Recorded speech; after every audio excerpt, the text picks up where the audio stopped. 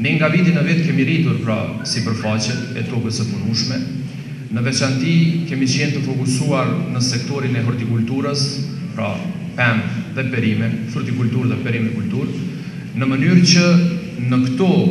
nën sektorit të bujqësisë, ne edhe të zëvendësojmë prodhimet e importit, po në të njëjtën kohë të shënjestrojmë edhe disa prej atyre prodhimeve, të cilat mund të jenë fermerët tonë të specializuar dhe në këtë mënyrë ta nisim ndoshta një model të ri të regionalizimit dhe të specializimit të prodhuesve tonë në kultura të caktuara bujqësore. Është një moment shumë i mirë që sot takohemi këtu bashkërisht për të promovu një objekt shumë të rëndësishëm për qytetarët e komunës së Shtimës, e në veçanti për prodhuesit e komunës së Shtimës.